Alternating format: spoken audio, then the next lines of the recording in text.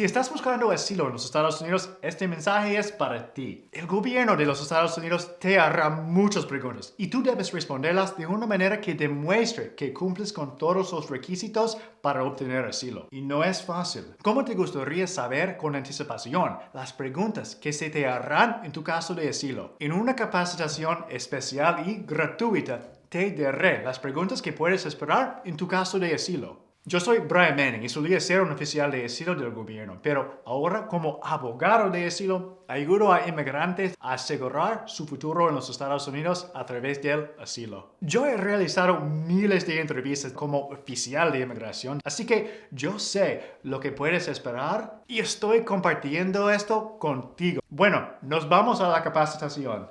Hola, bienvenidos a todos. Yo soy Brian Manning y tengo lo que yo pienso por lo menos es una capacitación especial para ustedes hoy. Vamos a discutir las 428 preguntas que debe esperar en su entrevista de asilo. ¿Ok? Tenemos muchos que cubrir, entonces déjenos empezar.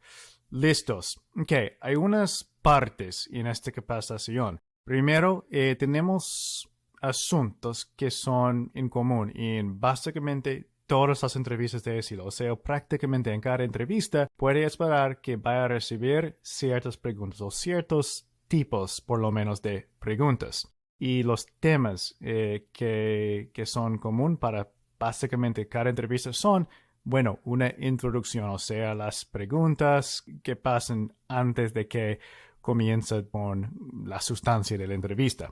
Después, revisión de la solicitud de asilo y discusiones preliminares sobre lo que pasa en la entrevista, cosas así. Y entonces, daño pasado. El oficial quiere saber si usted ha sufrido daño en el pasado y duración del daño, o sea, en qué manera afecta ahora mismo lo que sufrió en su país. Después tenemos amenazas o circunstancias que indiquen probabilidad de daño futuro, o sea, qué circunstancias existen que indiquen que sí, en realidad usted todavía está en peligro en su país. Entonces, conexión con terreno protegido. En otras palabras, bueno, eso se refiere en el ámbito de asilo como una característica protegida bajo la ley. Voy a explicar más en un momento. Tenemos actores privados como perseguidores. Eso es cuando el gobierno no sea el perseguidor o los actores no son del gobierno. Y no se involucra en cada entrevista, pero es súper común.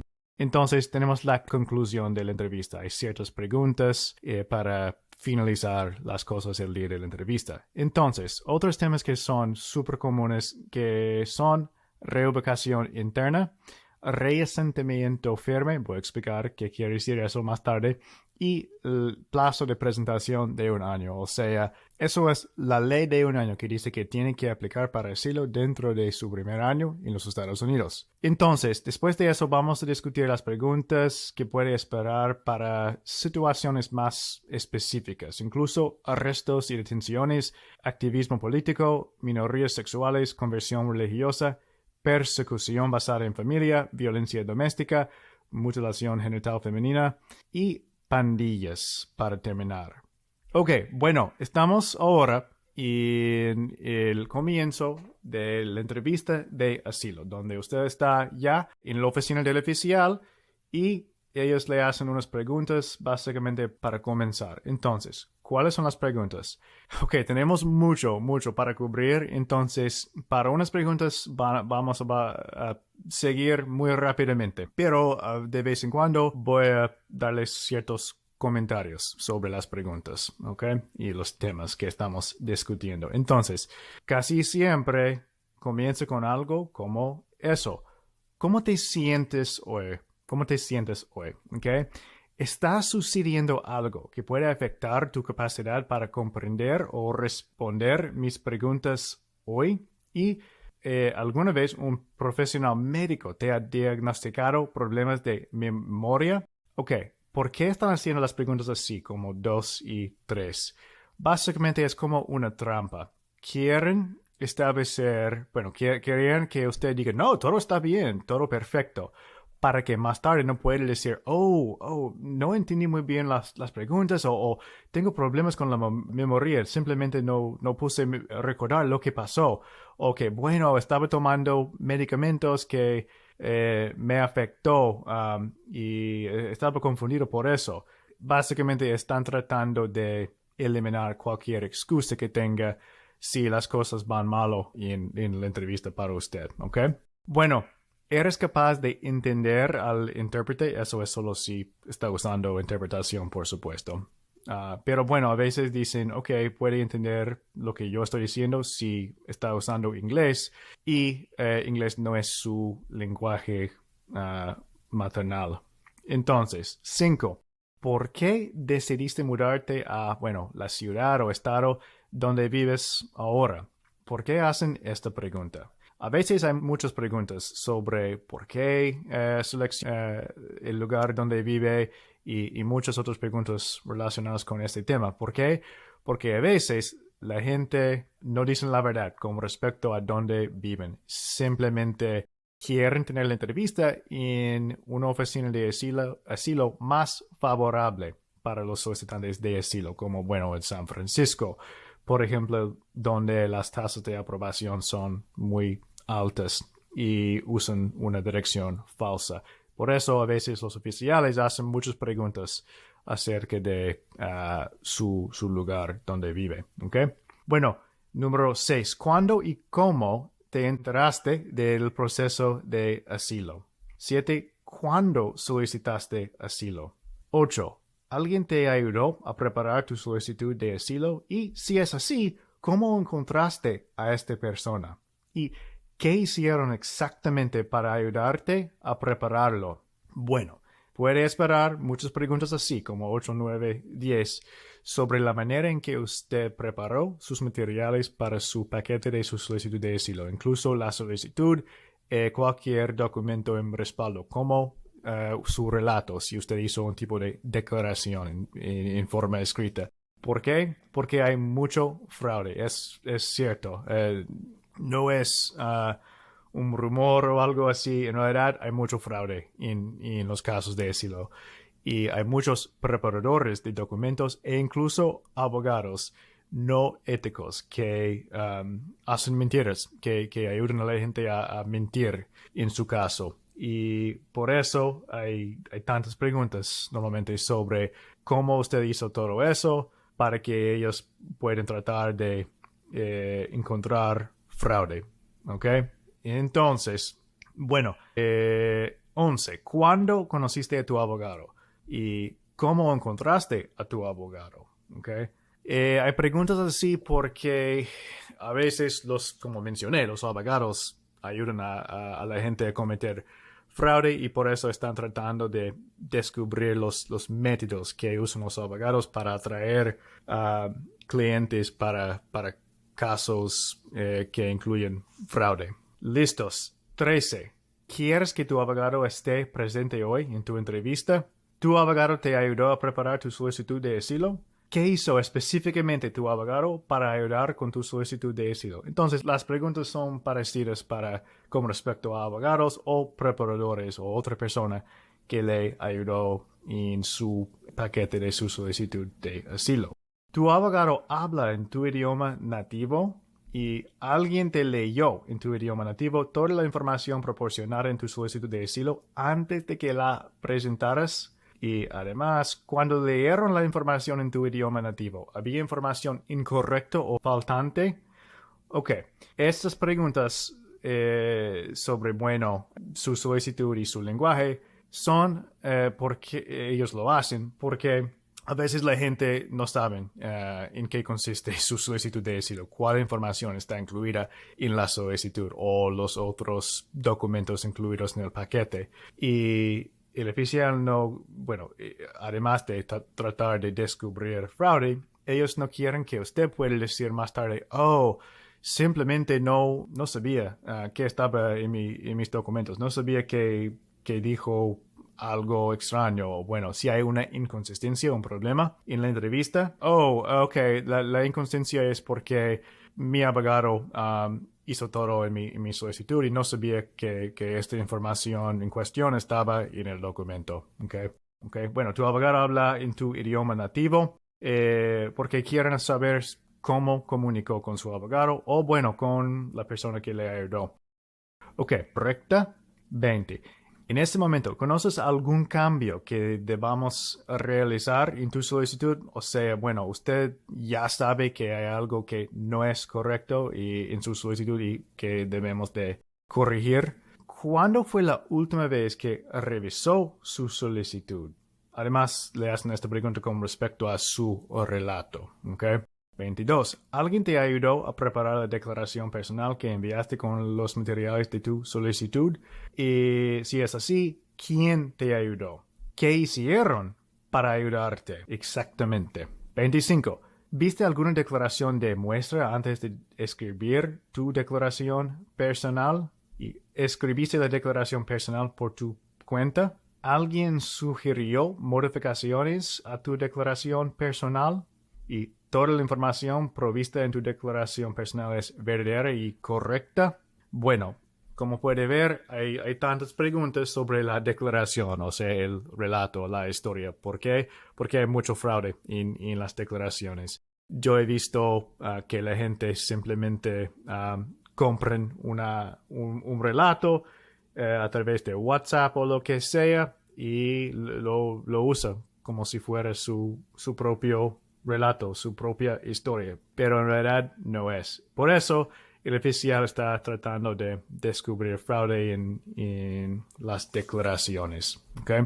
29. ¿Alguna vez solicitaste extender o cambiar el estatus que tenías cuando entraste a los Estados Unidos con estatus, quiero decir, estatus migratorio? ¿Cuál es el nivel más alto de educación que completaste? ¿Por qué se hace esta pregunta? Es para entender su nivel de sofisticación. O sea, si usted es una persona bien sofisticada, bien educada o impacta la manera en que el oficial va a lidiar con usted en la entrevista. ¿Qué trabajo así es en tu país de origen? Es parecido. ¿Tienes algún otro documento que quieres proporcionarme hoy que aún no haya sido enviado? Bueno, van a hacerle esta pregunta probablemente también cuando entre en la oficina de asilo, para cuando esté en la ventana de chequeo para check-in, pero en la entrevista en la oficina del oficial también con frecuencia se hace esta pregunta. Ok, esas son las preguntas de introducción. Estamos ahora en la parte de la entrevista que se refiere como a la revisión de la solicitud de asilo y discusiones preliminares. Muchas de esas preguntas que vamos a ver ahora son las mismas preguntas que están en su solicitud de asilo en el formulario I-589. ¿Cuál es tu nombre completo? ¿Alguna vez has usado otro nombre, incluido un apellido de soltera o un apodo? ¿Cuál es tu fecha de nacimiento? ¿En qué ciudad y país naciste? ¿Eres ciudadano de, bueno, su país? Y también eres ciudadano de cualquier otro país. ¿Has tenido alguna vez la ciudadanía o cualquier otro estatus legal a largo plazo en cualquier otro país? ¿Cuál es tu raza? Esta pregunta puede ser un poco confuso para la gente del mundo de habla español, porque no es un concepto muy, muy conocido. Básicamente la respuesta normal, o sea, más común, sería, bueno, simplemente soy blanco. O podrías decir latino o negro, lo que sea. Puede decir cuál es el color de su piel o latino. Básicamente son las respuestas más comunes. Pero realmente no importa, no hay una respuesta correcta. Puede decir cualquier cosa, incluso si no parece que tiene sentido, todavía no presenta un problema. ¿Okay? Quiero que usted esté al tanto de que esta pregunta puede esperar porque cada vez se hace esta pregunta. 40. ¿Tienes una religión? Y si es así, ¿cuál es? ¿Cuál es tu dirección actual? ¿Dónde vive? Puedes recibir correos como correos postales en esta dirección. ¿En qué mes y año comenzaste a vivir en esta dirección? ¿Cuál fue tu última dirección en tu país de origen? ¿En qué fecha saliste de tu país por última vez? ¿En qué fecha fue tu último ingreso a los Estados Unidos? O sea, el ingreso más recientemente, porque hay mucha gente que han ingresado en los Estados Unidos varias veces. Bueno, es posible que le hagan preguntas sobre el número total, ¿ves? O básicamente, en otras palabras, qué tipo de visa tenías. ¿Cuántas veces en total has entrado a los Estados Unidos? ¿A qué países, además de Estados Unidos, has viajado en toda tu vida? Esta pregunta puede ser un poco tricky o sea, sorprendente. La gente no están preparados para contestar, pero usted sí, ahora ya sabe que es probable, casi seguro, que va a recibir esta pregunta. Ok, entonces, lo bueno es hacer una lista de antemano y tratar de memorizarla de todos los países que ha visitado, incluso para turismo o negocios o lo que sea. ¿Y por qué hacen también esta pregunta? ¿Por qué viajaste a esos países? Y una respuesta como, bueno, turismo o negocios. Había una conferencia, un congreso que asistí para mi negocio, lo que sea. ¿Cuáles son los nombres de tus padres? 52. ¿En qué ciudad y país viven tus padres? ¿Cuántos hermanos tienes? ¿Cómo se llaman tus hermanos? ¿Dónde viven tus hermanos? O sea, la ciudad y país. ¿A qué escuela primaria, secundaria, preparatoria asististe? Bueno, recuerde que esta información es requerida como parte de su solicitud de asilo. Entonces puede estudiarlo antes de su entrevista para recordar, oh, ya, los nombres de mis escuelas, y, bueno, primaria, secundaria, etcétera, fueron los siguientes. ¿Ok?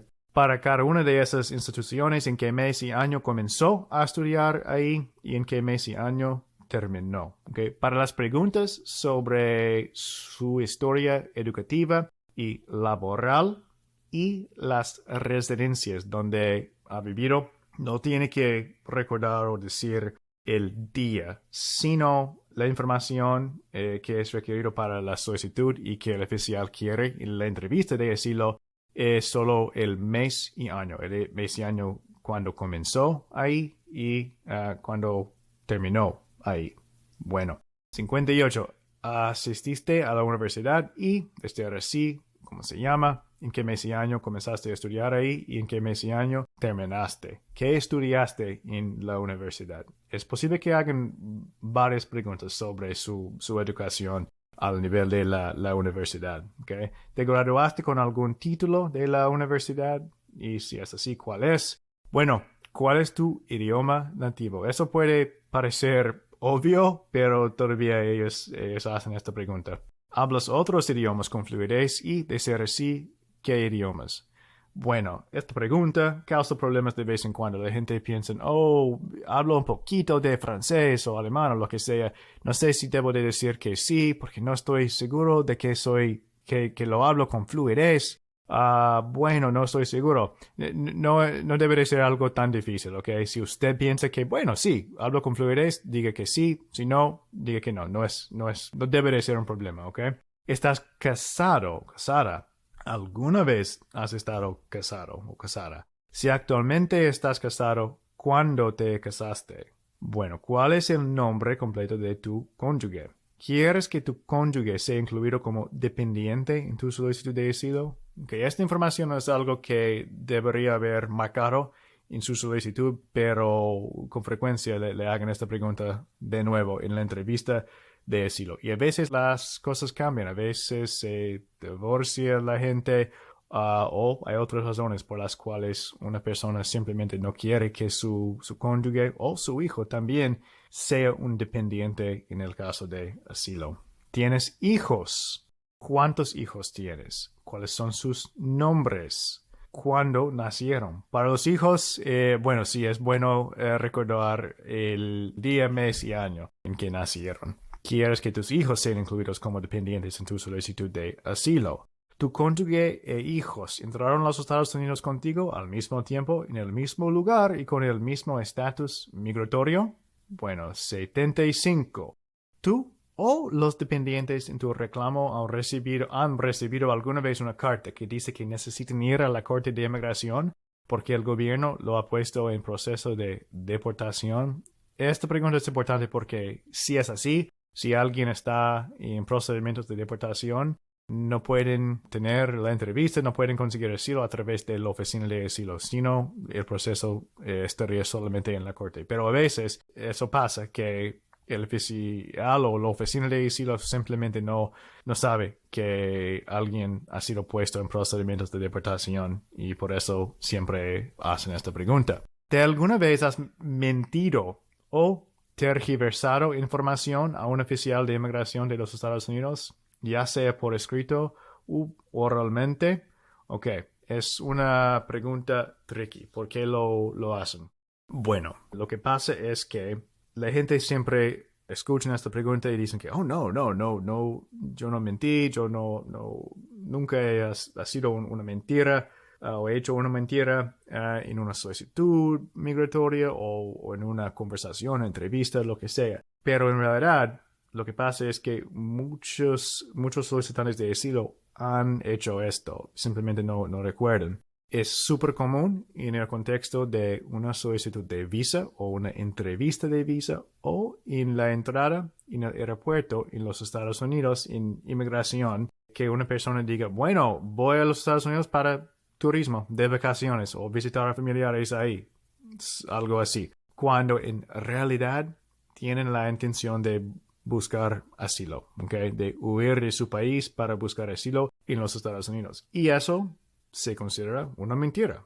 Pero no es algo que daña un caso de asilo. El simple hecho de que alguien haya mentido sobre sus intenciones con respecto a su visita o su razón por ir a los Estados Unidos no es un aspecto o no es algo negativo y con respecto a la decisión de asilo. Pero, es un pero grande.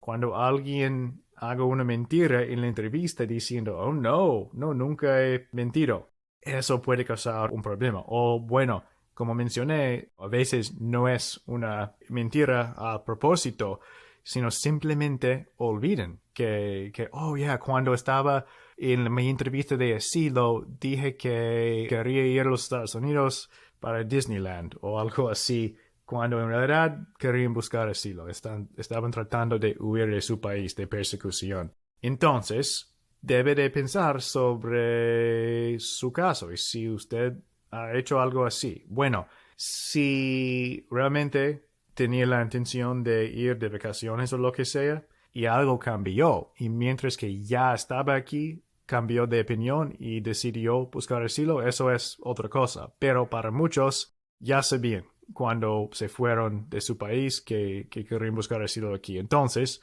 si dijo algo que no fue la verdad en su entrevista en su solicitud para su visa o en la entrevista para su visa o en el aeropuerto en su entrada en los Estados Unidos, si usted dijo algo que no fue la verdad, debe de contestar esta pregunta con, oh, sí, en realidad, y simplemente explicar lo que pasó, como, bueno, sí, en mi solicitud de visa y entrevista de visa con respecto a la pregunta cuando estaba ingresando a los Estados Unidos en el aeropuerto, dije que quería ir de vacaciones. En realidad, quería buscar asilo y hice esta mentira porque tenía miedo de que no podría entrar a los Estados Unidos y tendría que volver a mi país y donde sería perseguido y incluso matado tal vez. Bueno, y eso es totalmente razonable, no causa un problema. Ok, daño pasado. Ok, estamos ahora entonces en la parte de la entrevista de las preguntas y respuestas sustantivas, o sea, específicas sobre su caso de asilo. Ok, y casi siempre el primer tema que aborda el oficial es lo que ha pasado en el pasado. Si usted ha sido dañado, y para entender bien exactamente qué ocurrió y para analizar si lo que ocurrió es daño suficientemente grave para constituir persecución en la manera en que se usa esa palabra bajo la ley de asilo, ¿ok? Porque tiene que establecer que fue agredido o que va a ser agredido en el futuro en una manera bien grave para llegar al nivel de persecución, ¿ok? Entonces, con respecto a daño en el pasado, ¿Alguna vez has sufrido daños físicos en tu país? Eso es con frecuencia la primera pregunta en la parte sustantiva de su entrevista. ¿Okay? Quieren saber sobre daño físico, incidentes de daño físico. Y si es así, ¿cuántas veces en total has sido dañado físicamente? ¿Qué crees que fue lo que los motivó a hacerte daño y qué te hace pensar eso? ¿Por qué hacen esta pregunta? Porque no es suficiente establecer que, bueno, sí, así yo he sido dañado súper gravemente, he sido perseguido, sino además tiene que establecer que el motivo para la persecución fue o va a ser el hecho de que usted posea, o por lo menos los perseguidores piensan que usted posea, una de las 5 características protegidas bajo la ley de asilo. Y vamos a ver muchas más preguntas diseñadas para abordar este tema, pero eso es una de esta forma, ¿ok? Básicamente, el oficial quiere saber cuál es la razón por la persecución, qué está motivándola, ¿ok? 80. ¿Cuándo fue la primera vez que te hicieron daño? ¿Cuándo fue la última vez que te hicieron daño? ¿Cuándo fue el peor episodio de daño que sufriste? Bueno, las tres preguntas forman parte de un marco de referencia, un marco de lo que se llama incidentes de daño, el primero, último y más grave.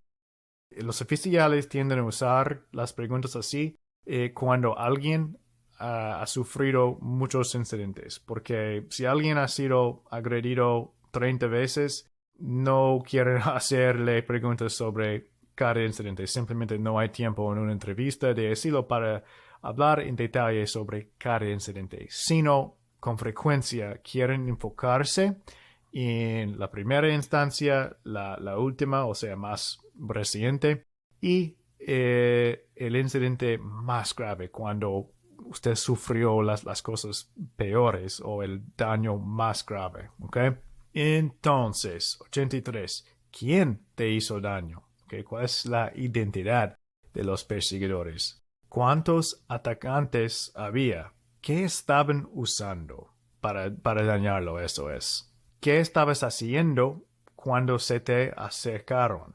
¿Dónde estabas cuando se te acercaron? ¿Qué te dijeron cuando se acercaron a ti por primera vez antes de hacerte daño? ¿Okay? Como puede ver, el oficial va a hacerle muchas preguntas sobre los detalles de un incidente de daño. ¿Okay? Entonces, tiene que tratar de recordar exactamente qué pasó, qué ocurrió antes y durante y después de el incidente. ¿Okay? ¿Qué te dijeron mientras te atacaban? ¿Qué te dijeron después del incidente? ¿Okay? Esta pregunta, ¿qué te dijeron? Es una pregunta que seguro va a recibir muchas veces en tu entrevista. ¿Qué le dijeron antes del incidente, durante y después? Y en otras ocasiones. ¿Por qué? Porque las palabras del perseguidor pueden indicar cuál es el motivo. Y recuerde que tiene que establecer que el motivo de la persecución es o va a ser el hecho de que usted posea una de las 5 características protegidas, que son su raza, religión, nacionalidad, algo que se llama membresía en un grupo social particular y opinión política. Por eso el oficial tiene mucho interés en, bueno, ¿qué dijeron? ¿Qué dijeron? ¿Qué dijeron? ¿Okay? ¿Qué hicieron exactamente para dañar tu cuerpo? ¿Okay? ¿Con qué te golpearon? ¿En qué parte de tu cuerpo te golpearon? ¿Cuántas veces te golpearon? ¿Cuánto tiempo duró el ataque? ¿Cómo terminó el ataque? ¿Fueron perseguidos simplemente, se cansaron y se detuvieron o qué? ¿Qué pasó? ¿Ok? Preguntas así sobre los detalles chiquititos de un incidente de daño son súper importantes, ¿ok? No es suficiente decir, oh, me atacaron, me golpearon. Es súper común que los solicitantes de asilo dicen algo así en su relato. En la entrevista no pueden ir al grano, no pueden decir específicamente qué pasó. Entonces, el oficial va a hacerle preguntas específicas así como, bueno, ¿qué hicieron exactamente? ¿Con qué te golpearon? ¿Qué parte de tu cuerpo? ¿Cuántas veces? ¿Cuánto duró el ataque? cosas así, porque el oficial necesita saber detalles para decidir si lo que usted sufrió es suficientemente grave para constituir persecución, ¿ok? ¿Hicieron algo para hacerte pensar que te iban a matar en ese mismo momento? Bueno, ¿qué quiero decir con eso? A veces los perseguidores apuntan con un rifle o una pistola a alguien y eso le hace pensar a la persona que los perseguidores van a matarlos, ¿ok? Y ser puesto en miedo de ser matado como inmediatamente cuenta como una forma de daño. Aunque incluso si no fue agredido físicamente, este tipo de incidente que cuando alguien apunta a usted con un arma y usted piensa, bueno, van a matarme ahora, y eso si eso causa mucho daño psicológico, este tipo de daño es válido. Eso cuenta como daño, ¿ok? Aunque no sea tal vez físico. Todavía es importante para el análisis sobre la cuestión de persecución, ¿ok? Entonces, es importante describir al oficial que usted estaba pensando, ¿ok? Estaban armados y de ser así, ¿con qué tipo de arma? Te apuntaron con un arma y de ser así, ¿a qué distancia estaban? Eso es lo que estábamos discutiendo hace un momento. Bueno, ¿qué edad tenías cuando ocurrió el incidente? Eso es importante porque para muchos eran menores de edad cuando ocurrió un incidente de daño. Y eso es relevante porque se considera en la oficina de asilo que un incidente es más grave cuando ocurre con un menor de edad comparado con un adulto. Entonces es relevante si no tenía muchos años cuando ocurrió algo. ¿Fueron dañadas otras personas al mismo tiempo que tú y, de ser así, quiénes eran y qué les sucedió? Porque el oficial quiere entender el contexto del incidente. ¿Resultaste herido en el incidente? ¿Cuáles fueron exactamente tus lesiones? ¿Buscaste tratamiento médico para tus lesiones? Si no, ¿por qué no? Si fuiste al hospital o a ver un médico, ¿qué tratamiento te brindó? ¿Cuánto tiempo estuviste en el hospital? ¿Tienes registros de cuando buscaste atención médica, como una nota del médico o recibos de pago de servicios? ¿Cuánto tiempo estuviste con dolor después del incidente? ¿Tus lesiones dificultaron la realización de tareas rutinarias o el desempeño en tu trabajo? ¿Tus lesiones te molestan hasta el día de hoy? De ser así, ¿de qué manera? Ok, acabamos de ver unos 10 preguntas sobre los resultados de un incidente de daño, o sea, las lesiones, ¿por qué? Todo eso es relevante otra vez para el análisis de persecución. El oficial quiere entender muy bien qué exactamente pasó y qué impacto tuvo todo eso en usted, porque el oficial siempre está evaluando. Bueno, tengo que decidir si este daño es suficientemente grave para ser considerado persecución. ¿Okay? Todas las preguntas así son relevantes para determinar esta decisión. ¿Okay? Bueno, ¿qué hiciste inmediatamente después del ataque? ¿Estabas solo o había alguien contigo cuando fuiste agredido? ¿Denunciaste el incidente a las autoridades? Si no, ¿por qué no? ¿Te comunicaste con las autoridades para hacer un seguimiento si no tuviste noticias de ellos poco después de hacer el informe? Bueno, en el caso de que sí informó a las autoridades, usted dio seguimiento, es la pregunta. Porque a veces la gente dice, oh, sí, hice un informe, pero los oficiales o las policías no hicieron nada. Entonces el oficial quiere saber, ok, ¿cómo lo sabe que no hicieron nada? ¿Usted dio seguimiento para ver dónde estaban las cosas y qué estaban haciendo? Okay. Bueno, ¿cómo sabes que no investigaron tu caso? Okay. Las preguntas sobre, bueno, si usted informó o no son relevantes. Especialmente cuando los perseguidores no son el Estado, o sea, cuando no son empleados del gobierno. Vamos a discutir este tema en más detalle en un momento, pero la idea es que, bueno, si el perseguidor no es el gobierno, tiene que establecer que el gobierno no quiere o no puede controlar los perseguidores, ¿ok? Y por eso el oficial quiere saber qué esfuerzos hizo usted para recibir protección, para ver si las autoridades podrían controlar los perseguidores, ¿ok? Bueno, eso es todo para daño en el pasado. Estamos listos ahora para hablar sobre la duración del daño, o sea, si lo que ocurrió sigue afectándolo ahora mismo. ¿Ok? ¿Y por qué es relevante? Porque el impacto que sigue ahora desde el trauma o desde los incidentes de daño es otra vez relevante para decidir si el daño es persecución o no. ¿Cómo te ha afectado lo que has vivido en tu país? ¿Continúas afectado mental o emocionalmente por el trauma que sufriste? ¿Tienes pesadillas, insomnio, sientes miedo o tienes otros problemas similares debido a lo que has pasado? ¿Alguna vez has buscado ayuda psicológica para ayudarte a lidiar con el trauma por lo que has pasado? Y si no, ¿por qué no? Si es así, ¿durante qué periodo de tiempo visitaste a un proveedor de salud mental y con qué frecuencia?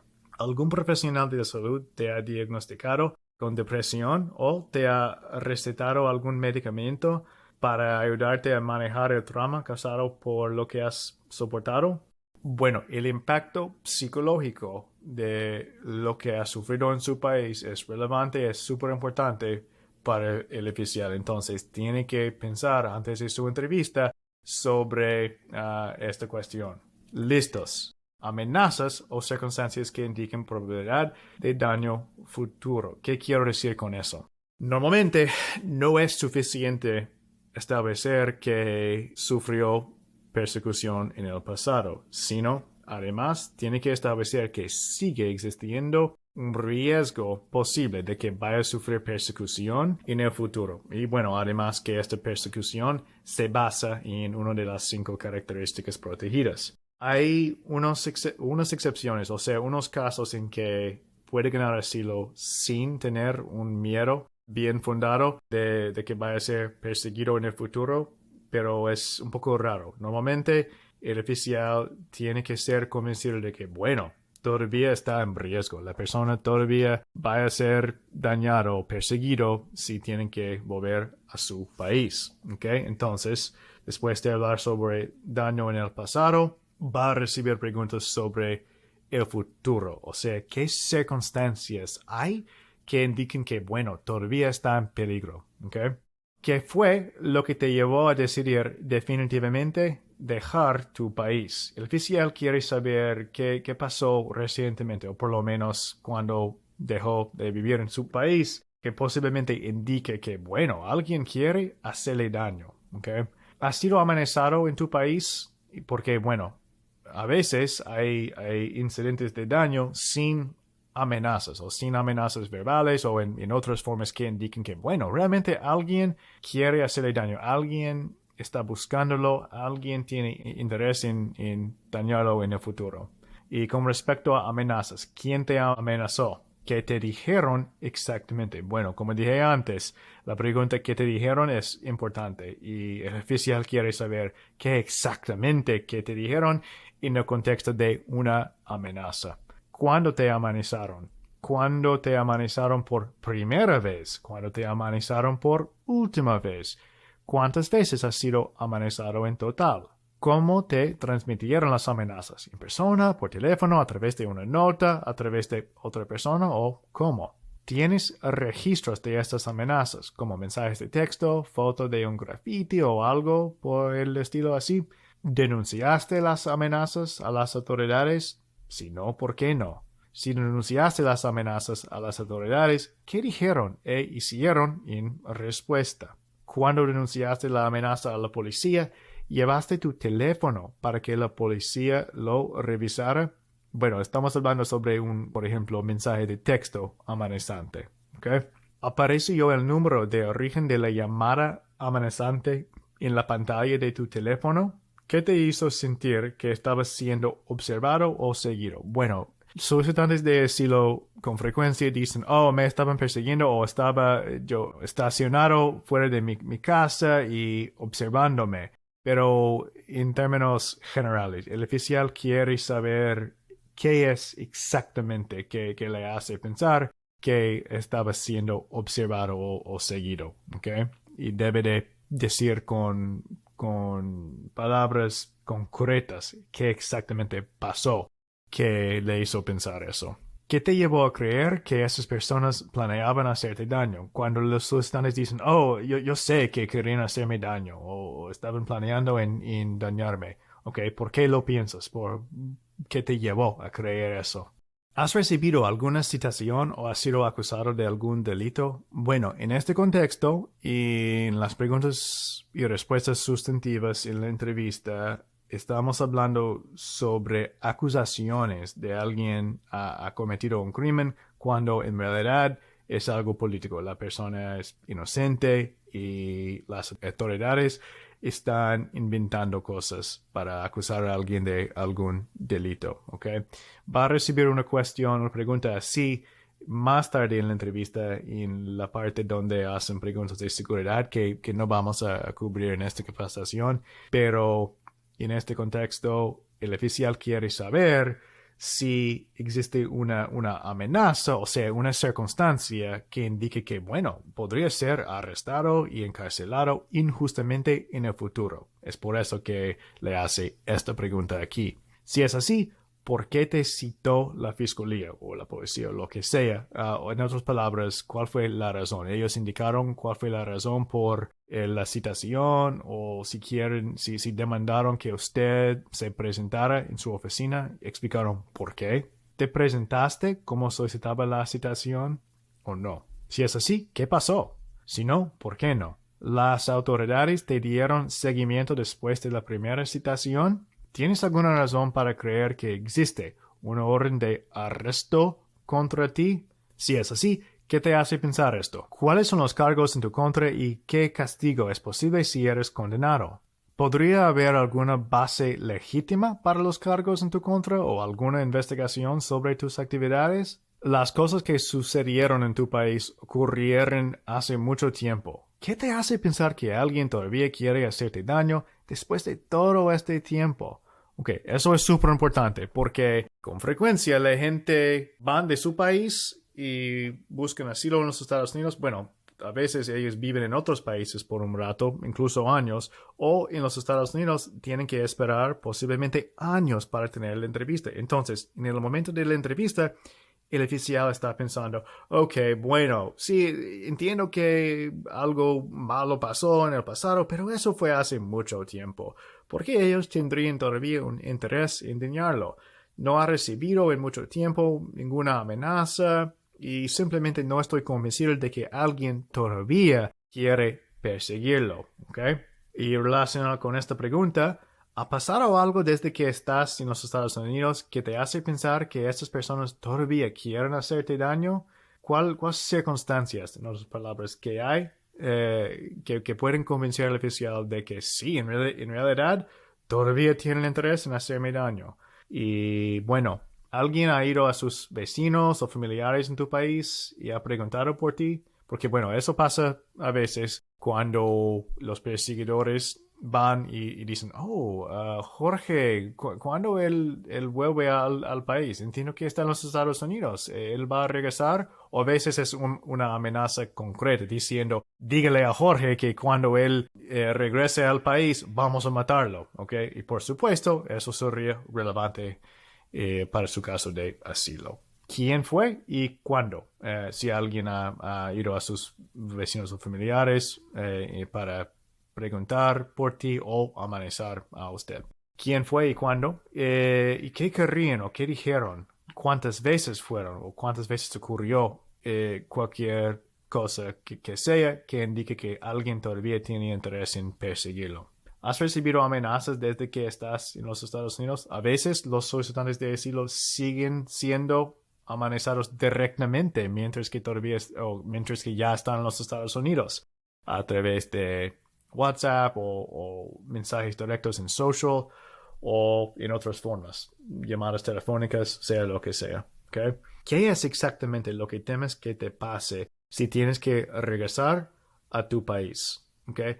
Con frecuencia, esta es la primera o la última pregunta en la parte sustantiva de las preguntas y respuestas en su entrevista de asilo. Puede esperar que, seguro que sí, va a recibir esta pregunta en la entrevista, ¿ok? ¿Qué exactamente es lo que teme o qué piensa que va a pasar si tiene que regresar a su país, ¿ok? Seguro el oficial va a hacerle esta pregunta en una forma u otra. Exactamente a quién temes en tu país que te haga daño, ¿ok?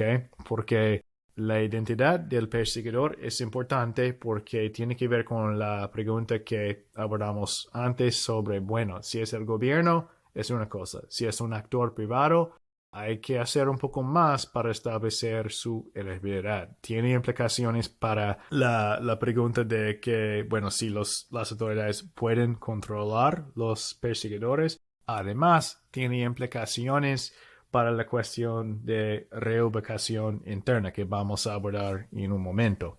Bueno, otra pregunta. ¿Por qué crees que las personas a las que temes aún no te han hecho algo realmente malo? Por ejemplo, ¿por qué no cumplieron sus amenazas de matarte o encarcelarte mientras aún estabas en tu país? Ok, esta pregunta no es súper justa, pero se hace con frecuencia. La idea es que, bueno, ok, usted estaba en su país un rato y recibió varias amenazas diciendo vamos a matarlo, vamos a hacer algo súper malo. Pero eso no ocurrió. Y por eso estoy pensando, como oficial, estoy pensando que, bueno, son solo palabras. Realmente no tienen la intención de hacer que las palabras se conviertan en acciones en el futuro. Y bueno, ¿puede explicarme, solicitante de asilo, por qué piensa que vayan a hacerle algo en realidad si no lo han hecho tanto tiempo que estaba ahí en su país? Después de que comenzaron tus problemas, ¿te esforzaste por pasar desapercibido para evitar el contacto con las personas a las que temes? Esta pregunta es relacionada con la pregunta anterior. La idea es que, bueno, sí, tal vez ellos me amenazaron con muerte o algo así, y es cierto, es correcto que estaba en mi país otro 6 meses después de esta amenaza y no me mataron. Pero eso no quiere decir que no querrían matarme o no querrían hacer algo malo, sino simplemente yo me escondí. Yo me quedaba solo en la casa, nunca fue en las calles, o yo me fui a otro lugar o para vivir en otra región de mi país o algo así. O sea, el oficial quiere saber cómo es que usted puso evitar la persecución en su país, ¿ok? Después de una amenaza grave. Y bueno, si es así, ¿cómo lo hiciste exactamente o en qué manera evitó la persecución? ¿Saliste de tu país a través de un punto de salida formal, como un vuelo desde un aeropuerto internacional o cruzando una frontera terrestre oficial? Si es así, ¿pasaste por el control de inmigración? Y si es así, ¿por qué crees que no te arrestaron ni te hicieron nada malo, sino que simplemente te dejaron salir del país? La idea aquí es que, bueno, ok, si las autoridades quieren matarlo, la policía o la agencia de inteligencia quiere encarcelarlo o matarlo, ¿por qué no lo hicieron? Usted estaba en contacto con las autoridades en el aeropuerto o en la frontera cruzando el control migratorio y seguro que ellos hicieron un chequeo con su identidad o su documento de identidad o lo que sea. Y si el gobierno realmente quiere hacerle daño, podrían haber hecho el daño en ese momento. Podrían haberlo arrestado o matado o lo que sea. Y el hecho de que no lo hicieron, sino simplemente dejaron que usted pasara, eso quiere decir que no quieren hacerle daño en el futuro. Es un poco, en realidad, estúpido esta lógica, pero se hace esta pregunta todo el tiempo, ¿ok? Básicamente, ¿por qué le dejaron salir del país y no lo arrestaron o mataron o lo que sea, ¿ok? Si volvieras a tu país, ¿cómo sabrían las personas a las que temas que habrías regresado? En otras palabras, ¿por qué no puedes simplemente ir y vivir su vida normal? O sea, ¿cómo van a saber la gente que temes de que usted esté en el país. ¿Tienes miedo de que alguien más te haga daño, además de las personas que ya has mencionado? Esto es importante porque a veces la conversación en la entrevista se enfoca solo en, digamos, un grupo o una persona o una entidad del gobierno que ha tenido un gran rol, un gran papel en el pasado en perseguirlo. Sino hay más personas o más grupos o más agencias del gobierno que teme, ¿ok? Y el hecho de que no haya discutido los otros grupos o personas su vista no es bueno, ¿ok? Quiero informarle al oficial que, bueno, hay otras personas también, o otros grupos. Entonces, esta pregunta es importante que usted la use para notificarle al oficial, oh, en realidad sí, no es solo este grupo terrorista en particular, sino hay 3 otros, y en general hay muchos grupos militares o muchos grupos terroristas, ¿ok? Listos. Ok, ahora estamos en conexión a tierra protegida. O sea, ¿cuál es el motivo? Por la persecución. ¿Por qué están persiguiéndolo? ¿Por qué lo hicieron lo que ya hicieron? Y si algo pasa en el futuro, ¿por qué? O sea, ¿cuál es el motivo o la razón por la persecución? Entonces, ¿qué crees fue lo que hizo que los perseguidores te hicieron daño o te amenazaron? ¿Okay? Básicamente la pregunta es, ¿por qué lo hicieron? ¿O qué crees? ¿Qué cree usted es lo que causó que lo persiguieron? ¿O por qué quieren hacer daño en el futuro? ¿Cuál es la razón? ¿Y qué te hace pensar eso? Porque no es simplemente, no es suficiente decir, oh, quieren matarme por mi opinión política. Bueno, pueden decirlo, pero tiene que estar listo para explicar en detalle por qué lo piensa, qué le hace pensar eso. Y tiene que destacar hechos o circunstancias concretas que indiquen que sí, eso es claro que quieren hacerme daño y la razón es la siguiente. Y yo sé cuál es la razón basado en ciertas circunstancias o ciertos hechos. ¿Ok? ¿Qué te dijeron que puede indicar su motivo para hacerte daño? Hablamos un poco de eso antes, pero es posible que el oficial le haga esta pregunta en forma directa. ¿Qué te dijeron que puede indicar el motivo de las personas? En el contexto de robos o en el contexto de extorsión, que una persona es víctima de este tipo de incidente y a veces puede ser difícil descifrar si eso fue al azar o si había una razón para el incidente, ¿ok? Y entonces, ¿qué hechos o cuáles son las circunstancias que le hace pensar que había una intención concreta para el incidente o la amenaza? ¿Qué te hace pensar que te dañaron debido a en entonces, tu terreno protegido, o sea, raza, religión, nacionalidad, opinión política o membresía en un grupo social particular? ¿Okay? A veces la pregunta se hace directa así, como, ok, ¿por qué piensa así? Porque usted dijo que fue perseguido por su religión. ¿Qué te hace pensar que esa fue la razón? ¿Okay? ¿Qué puede decirme que indique que, oh, yeah, ok, sí, ya lo veo, que eso indica que eso fue la razón? ¿Conoces a otras personas que han sido dañadas por las mismas personas a las que temas? Y, de ser así, ¿qué fue lo que hizo que los perseguidores dañaron a esas personas? Básicamente la misma pregunta o el mismo tipo de pregunta que hemos estado discutiendo, pero con respecto a otras personas, ¿ok?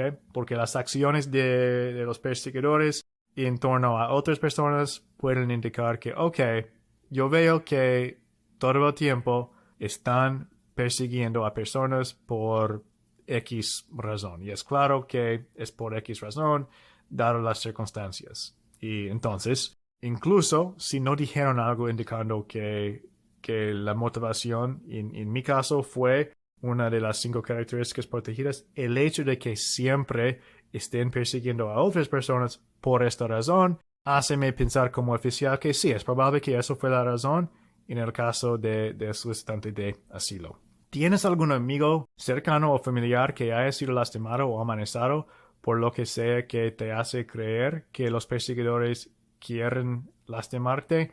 La misma idea con respecto a amigos cercanos o familiares. ¿Okay? Existen otros hechos o circunstancias que pueden ayudarme a comprender por qué los perseguidores quieren atacarte personalmente para hacerte daño en el futuro. Ok, listos. Entonces, actores privados como perseguidores, o sea, gente que no son parte del gobierno. ¿Tienes miedo de alguien en tu país que no está trabajando para el gobierno? ¿Crees que las personas a las que temes tienen algún tipo de vínculo con el gobierno o cuenten con su apoyo? Bueno, esto es relevante por la razón que discutimos antes, que es, bueno, si el gobierno no es el perseguidor, pero el gobierno no puede o no quiere controlar a los perseguidores, puede ganar asilo.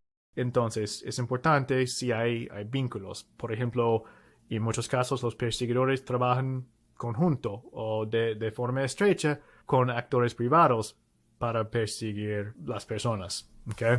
Y el oficial quiere saber detalles. Entonces, si es así, ¿qué te hace pensar eso? Si usted dice, oh, sí, hay miembros de las pandillas que son en la policía o la Guardia Nacional trabaja con los colectivos en el contexto venezolano y apoya a los colectivos, trabajan juntos. Y entonces la siguiente pregunta es, ok, ¿por qué lo piensa? ¿Qué te hace pensar así? ¿Okay? ¿Alguna vez has visto a la gente que temes y la policía o cualquier otra persona del gobierno juntos? ¿Conoces a alguien que haya denunciado a las personas que temes a la policía? Y si es así, ¿qué sucedió? ¿Las autoridades arrestaron y acusaron a las personas? Y si es así, ¿fueron condenados? Y si es así, fueron a la cárcel y de ser así, ¿por cuánto tiempo? ¿Okay? Este tipo de pregunta es importante porque si el gobierno está haciendo esfuerzos para lidiar con el tipo de problema que usted teme, va a ser difícil ganar asilo. ¿Okay? Entonces el oficial de asilo quiere saber, ok, ¿qué hacen las autoridades cuando alguien informa con respecto a este tipo de problema o en torno a los perseguidores? ¿Okay? ¿Cómo manejan este tipo de problema las autoridades? ¿Okay? ¿Y tienes alguna razón para creer que el gobierno haría la vista gorda si denunciaras a las personas a las que temes? Y de ser así, ¿qué te hace pensar esto? ¿Okay? Porque claramente esto indicaría que las autoridades no quieren o no pueden controlar a los perseguidores. ¿Qué haría que las autoridades ignoren una denuncia contra las personas a las que temas? En otras palabras, ¿por qué lo hicieron o lo harían? ¿Okay? ¿Crees que los perseguidores simplemente superan al gobierno de modo que no puede proteger a personas como usted? Y si es así, ¿qué te hace pensar esto? Ok, a fines de las preguntas sustantivas, hay siempre unas preguntas que se hacen. ¿Has entendido todas mis preguntas hoy? ¿Has entendido al intérprete? ¿Hay algo que te gustaría agregar hoy? Esto es súper importante, ¿ok? El oficial debe de hacerle esta pregunta, porque en las preguntas y respuestas no es como usted cuenta su historia. No puede simplemente explicarse y decir lo que quiere decir, sino el oficial le hace pregunta tras pregunta tras pregunta. Y él espera que usted conteste la pregunta exacta y no permite que usted diga mucho más. Si usted trate de decir más que contestar directamente la pregunta exacta, el oficial va a decir, ok, está bien, momento. Siguiente pregunta. Va a interrumpirlo y no permite que usted cuente su historia en la manera en que usted quiere hacerlo. En otras palabras, el oficial siempre domina la conversación, domina la entrevista. Entonces, con mucha frecuencia, el solicitante no puede hablar de lo que quiere hablar, de lo que piensa es importante. Y es posible que falten cosas muy importantes en el caso, que no tienen la oportunidad de expresar su historia, de contar sobre un incidente importante, una cosa con mucha relevancia. Entonces, los oficiales de asilo reciben capacitación y una instrucción que dice que siempre tienen que hacerle al solicitante, oh, hay algo más que quiere decirme, algo más para comentar, hay algo más que no hemos hablado hoy que quiere discutir hoy, ¿ok? Bueno, la siguiente pregunta es, ¿crees que es importante para tu caso que te gustaría que yo supiera? Y a veces eso no pasa. A veces el oficial no le hace esta pregunta. Bueno, yo tengo un cliente que me contrató después de su entrevista de asilo y el oficial no hizo esta pregunta. Y hicieron varios errores en la entrevista. El oficial hizo muchos errores, pero eso fue el error más grave. Entonces, lo que estoy diciendo es, esta pregunta es importante y va a recibirlo y tiene que pensar cómo contestarlo, ¿ok? Hay algo más que quiere agregar, algo más que quiere decir, algo así, ¿ok? Entonces, ¿cómo contestar esta pregunta? A veces, o de hecho con frecuencia, solicitantes quieren hablar largo y tendido sobre algo que tal vez no tiene mucha relevancia. Usan esta oportunidad para decir, oh, me encanta su país, los Estados Unidos son increíbles, un país de libertad y justicia, sea lo que es de, oh, por favor, deme estilo, le prometo que voy a ser el ciudadano perfecto para su país, cosas así, que no tienen nada que ver con elegibilidad para decirlo. Entonces, no lo haga, ¿ok? Use ese tiempo solo para decir algo que tiene relevancia para su caso, o sea, incidentes o circunstancias que indiquen que sí ha sido perseguido en el pasado o que sí existe una posibilidad razonable de que vaya a ser perseguido en el futuro y además cuál es la razón, o sea, cuál es el nexo entre la persecución y el terreno protegido que usted posee o que los perseguidores piensan que usted posee. Entonces, no tiene que decir algo simplemente con el propósito de decir algo. Si usted piensa que, bueno, en realidad sí, hemos discutido los incidentes de daño y tuve la oportunidad de comentar sobre cada aspecto de mi caso que yo pienso que sea importante. Si es así, puede contestar simplemente con, no, gracias oficial, no hay nada más que yo quiero agregar, gracias. Eso es todo, ¿ok? De hecho, en este punto en la entrevista, el oficial ya está cansado, ¿ok? Porque esta pregunta es siempre a fines de la parte de las preguntas y respuestas sustantivas.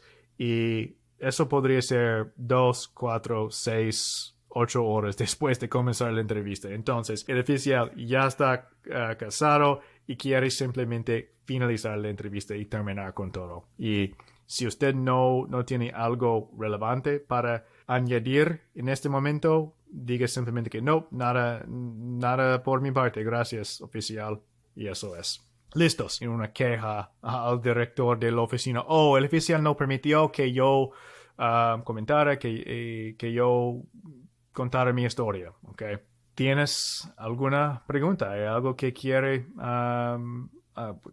hacerme una pregunta? ¿Ok? Bueno, esas son las preguntas que casi siempre son comunes, son muy comunes, pero no existen en cada caso, sino depende de las circunstancias de su caso en particular. Y bueno, de hecho, esta pregunta o este tema sobre reubicación interna es muy común. Siempre hay por lo menos unas dos, tres preguntas, incluso cuando sea que el perseguidor es un oficial del gobierno, una parte del gobierno, pero es especialmente relevante cuando se trata de un actor privado, ¿ok?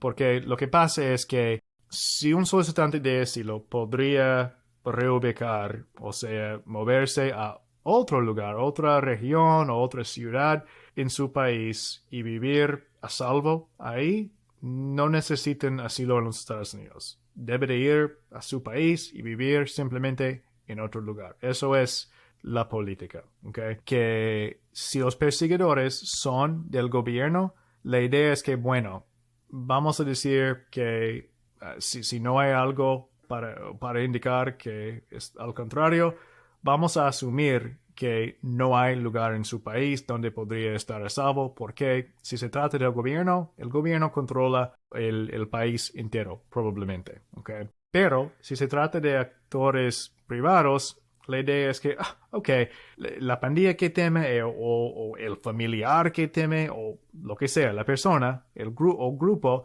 ellos están ubicados solo en dicha ciudad y simplemente pueden moverse a otra ciudad, ok. Una ciudad grande donde no pueden encontrarlo, ok. Eso es la idea. Entonces hay preguntas acerca de este tema. Pero lo importante es que no es solo una cuestión de si usted puede evitar ser perseguido en otro lugar en su país, sino sería razonable de que usted lo haga. Y para analizar esta cuestión de lo que si es razonable, el oficial va a tomar en cuenta cada consideración que indique que, bueno, sería peligroso tanto para usted como para sus familiares, los dependientes en su caso, que sería peligroso o que sería difícil, ¿ok? Y este aspecto de su caso de asilo es un poco diferente de la mayoría de los aspectos de asilo, en el sentido de que con respecto a la cuestión de persecución, el oficial no le importa su familia, no le importa si sus familiares han sido dañados o han sido perseguidos. Bueno, no debo decir que no importa, porque importa solo si eso indica que usted está en peligro o que usted ha sido perseguido. Lo que estoy diciendo es que no va a ganar asilo y no va a ayudar su caso el simple hecho de que su familiar ha sido dañado o va a ser perseguido en el futuro. Lo que importa es usted. Pero, cuando se trata del tema de reubicación interna, sí importa también lo que eso significaría para los miembros de su familia, o sea, solo los dependientes en su caso. Entonces, su esposa o hijos menores de 21 años que no son casados o que tenían menos de 21 años cuando usted aplicó para asilo y todavía en el momento de su entrevista y la decisión todavía son solteros. Entonces, ¿qué tipos de preguntas puede esperar acerca de este tema? Ok, tenemos, ¿has intentado mudarte dentro de tu país anteriormente como a una ciudad o región diferente para evitar sufrir daños? Y si no, ¿por qué no? Y si es así, ¿a dónde fuiste? ¿Y qué pasó ahí? ¿La gente a la que temes te encontraron ahí? Bueno, porque es relevante si puede decir, sí, oficial, ya intenté evitar persecución y yo me mudé a otra ciudad para esconderme, pero me encontraron ahí. Eso indica que, bueno, no puede evitar persecución en el futuro a través de reubicación interna, ¿ok?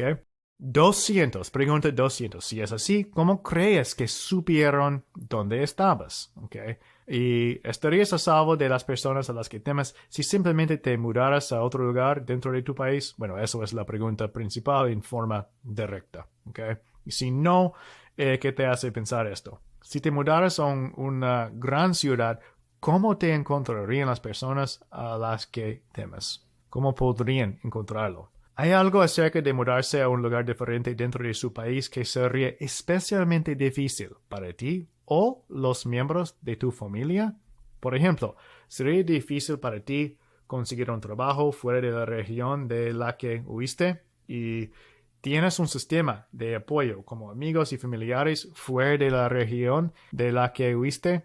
¿Alguien en tu familia tiene necesidades educativas o médicas que no podrían satisfacerse y en otras regiones de tu país que no sean de lo que huiste? 208. ¿Hay algún lugar en tu país que el gobierno no controle efectivamente de modo que puedas estar seguro ahí?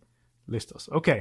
Siguiente tenemos reasentamiento firme. ¿Qué es eso? Después de ir del país de origen y antes de entrar a los Estados Unidos, si un solicitante de asilo estaba en otro país, o sea, un tercer país, aunque sea incluso en una escala en el aeropuerto, no importa si es 2 horas o 2 años, si estaban físicamente presentes en este tercer país, no pueden conseguir asilo en los Estados Unidos si, mientras que estaban en este tercer país, tenían residencia permanente o una oferta para conseguirla. Este análisis sobre, bueno, el tema que se llama reasentamiento firme es un poco complicado. Es una cosa que muchos oficiales de asilo no entienden muy bien. Es un poco tricky. Entonces, eso aplica a usted solo si usted estaba en otro país, ¿ok? Después de ir de su país por la última vez, la vez más reciente, y antes de venir a los Estados Unidos. Si no lo hizo, o sea, si usted tenía un vuelo directo desde su país a los Estados Unidos, no aplica este tema de reasentamiento firme, ¿ok? Pero aplica para muchos. Diría probablemente 80-90% de las personas no tenían un vuelo directo aquí y no vinieron desde México o Canadá, no son ciudadanos de los países. Y por eso la mayoría de los solicitantes de asilo estaban en otro país antes de llegar y por eso este tema es importante. Resentimiento firme, ¿ok?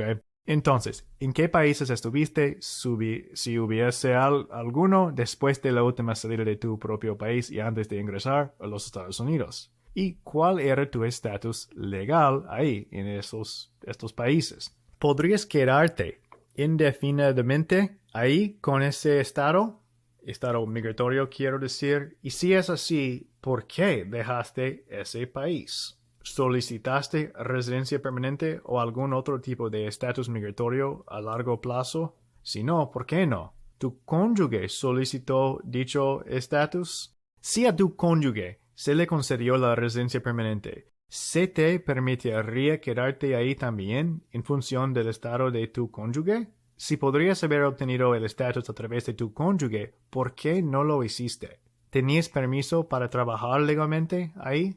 En caso afirmativo, ¿son derechos ilimitados o están restringidos? Bueno, unas de las últimas preguntas están enfocadas en esta cuestión de si el estatus que tenía fue permanente, porque no es siempre súper claro si un estatus migratorio constituye residencia permanente en la manera en que usa esta frase bajo la política de los Estados Unidos. Porque a veces hay un tipo de estatus con nombre diferente que cuando nosotros en los Estados Unidos lo vemos, digamos, oh, ok, no se llama residencia permanente, pero es la misma cosa, o básicamente la misma cosa. O si alguien puede renovar su estatus una y otra vez, indefinidamente, y eso es básicamente la misma cosa como tener residencia permanente, ¿cierto? Entonces, la política, las instrucciones para los oficiales de asilo no son súper claras cuando se trata de casos no súper claros o casos donde no es claro qué exactamente es el tipo de estatus migratorio que tiene la persona. Entonces, puede esperar muchas preguntas así como las últimas preguntas que hemos discutido si estaba en otro país con algún estatus, ¿ok? Entonces, 2020. ¿Fuiste tratado de manera diferente a los ciudadanos de ese país debido a tu estatus migratorio limitado? Bueno, si es así, ¿cómo? Además, ¿fuiste discriminado al tratar de conseguir un trabajo por ser extranjero o por tu estatus migratorio? ¿Experimentaste insultos o ataques xenófobos? Si tuvieras estatus en el país en base a tu empleo, ¿podrías seguir renovándolo, este estatus indefinidamente? ¿Qué tuviste que hacer para renovar tu estatus?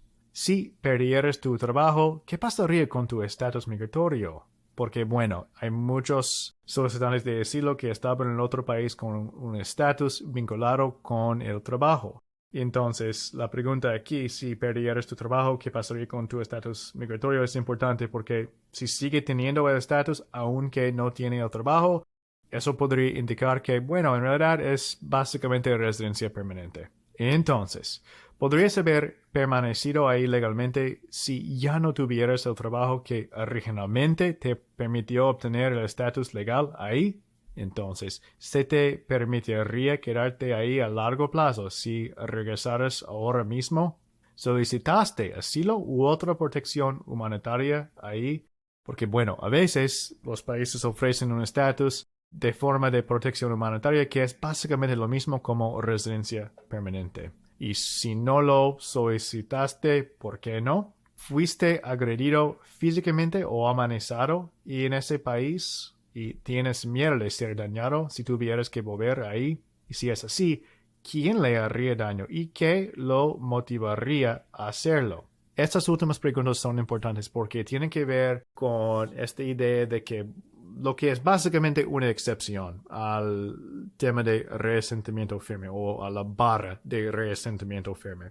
¿Por qué? Si alguien fue y tiene un miedo razonable de que vayan a ser perseguidos en el futuro en el tercer país y la persecución se basa en una de las 5 características protegidas, no aplica la barra de resentimiento firme. Es básicamente como una excepción. Entonces, si ha tenido problemas en el país, como si ha sido atacado o agredido, eso es relevante y debe de estar listo para decirle al oficial todos los detalles. Y en la misma manera en que debe de estar listo para explicar lo que pasó en su propio país, tiene que estar listo para explicar lo que pasó en el tercer país para que el oficial pueda entender que, bueno, sí, lo que ocurrió ahí, eso es persecución basado en una característica protegida.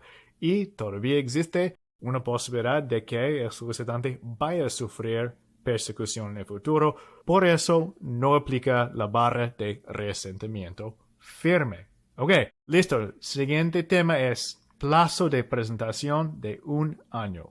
Debe de aplicar para asilo dentro de 1 año de haber llegado en los Estados Unidos. Si ha entrado unas veces, se trata de la entrada más reciente, ¿ok? 1 año después de esa entrada. Entonces, ¿pasó algo o sucedió algo en general que te dificultó solicitar asilo durante tu primer año en los Estados Unidos? Y si es así, ¿qué estaba pasando y cómo te afectó? Ok, ¿por qué se hacen este tipo de pregunta? Porque hay, bueno, 2 categorías generales de excepciones a la barra de la ley de 1 año, como se refiere.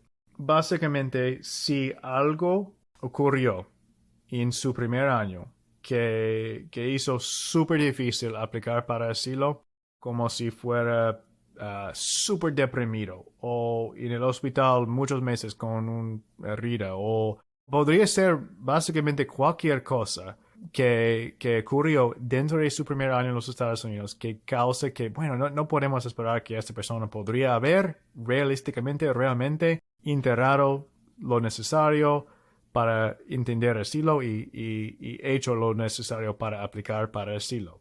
Es básicamente como una excusa, ¿ok? Si tiene una excusa buena por la cual no aplicó, a veces puede recibir asilo aunque no aplicó dentro de su primer año en los Estados Unidos. Entonces, tiene que estar listo para explicar en muchos detalles qué pasó, ¿ok?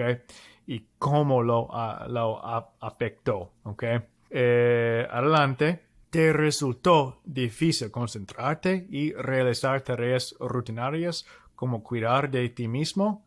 ¿Y trabajaste mientras atravesabas los desafíos? La idea aquí es que, bueno, si usted estaba trabajando con un trabajo y cuidando a los hijos, y, básicamente viviendo una vida normal, podría haber aplicado para asilo, ¿ok? Y no califica para una excusa, ¿ok? Listos. Durante ese momento difícil, cuidaste a tus hijos y pudiste hacer cosas como comprar comestibles, cocinar y pagar tus cuentas.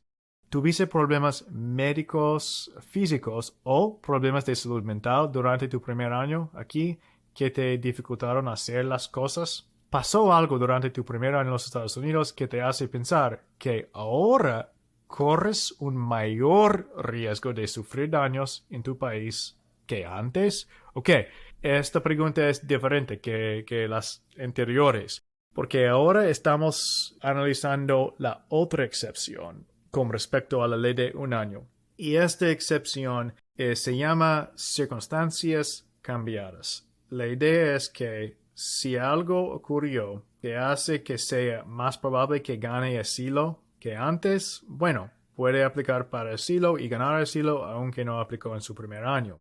Y esta circunstancia cambiada no tiene que haber ocurrido en su primer año en los Estados Unidos. Podría haber pasado 5 años después de que usted llegó a los Estados Unidos. ¿Okay? No importa cuándo ocurrió, simplemente importa que algo ocurrió que, bueno, ahora las cosas son diferentes. Ahora estoy en peligro más que fue el caso antes.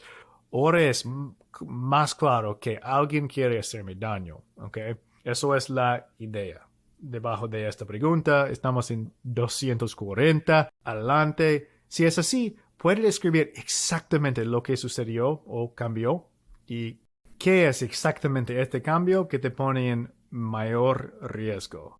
Esta pregunta es diferente, es otra excepción, otra excusa bien particular. Dice, contrataste a un abogado para que ayudara con tus asuntos de inmigración durante tu primer año en los Estados Unidos. Eso es relevante porque a veces puede establecer una excepción si recibió consejos malos desde un abogado. Y si es así, ¿te informaron sobre el plazo de un año para solicitar asilo? ¿Y qué te aconsejaron con respecto a una posible solicitud de asilo? ¿Okay? No es tan fácil simplemente, bueno, decir que, oh sí, recibió malos consejos de mi abogado o no me contraté con un abogado, pero no me dijeron que tenía que aplicar en mi primer año.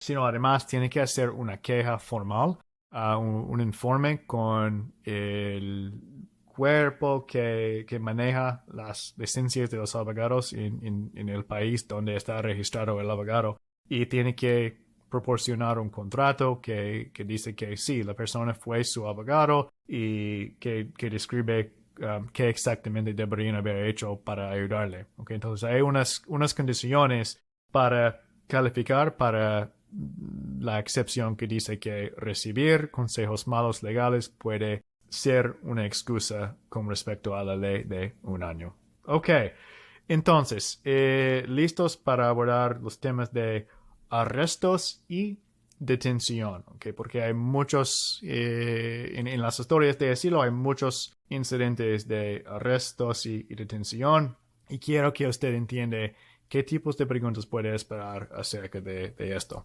¿Quién te arrestó o detuvo? ¿De qué entidad gubernamental son y cómo lo sabes? ¿Qué dijeron mientras te arrestaban o te transportaban al centro de detención?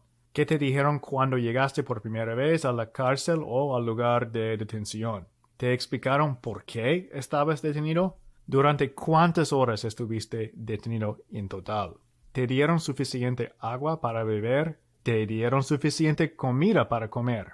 ¿Qué tamaño tenía la celda o habitación en la que estuviste recluido? ¿Cuántas personas había en él? ¿Había una cama o algo en lo que pudieras dormir o estabas en el suelo? ¿La temperatura se mantuvo tal vez extremadamente fría o extremadamente caliente? ¿Tuviste acceso a un baño adecuado? Si no, ¿dónde iba la gente al baño? ¿Había orina y materia fecal cerca de tuyo en el piso? ¿Dónde usaste el baño? Bueno, las últimas preguntas, si no fue claro, son diseñadas para que el oficial entienda, ok, cuáles son las condiciones, porque las condiciones de una detención son relevantes para el análisis de persecución. O sea, si las condiciones son súper malas, súper difíciles, eso constituye daño y podría alcanzar al nivel de persecución. O por lo menos forma un punto importante en analizar esta cuestión. ¿Ok? Listos. 261. ¿Los guardias hicieron algo para que tuvieras miedo o te sintieras incómodo, como poner música a todo volumen o encender luces brillantes para evitar que durmieras? ¿Qué hizo que las condiciones de detención fueran difíciles o dolorosas? Ok, otro tema, activismo político. Para la gente que tiene un caso basado en la opinión política. ¿Te opones al gobierno de tu país? Si es así, ¿qué es lo que no te gusta del partido que está en el poder o de sus políticas? Eso dice parte, pero debe decir partido en términos de partido político. ¿Okay? ¿Es usted miembro de un partido político? Si es así, ¿de qué partido? ¿Cuándo te uniste a este partido político? ¿Qué fue lo que te atrajo a este partido?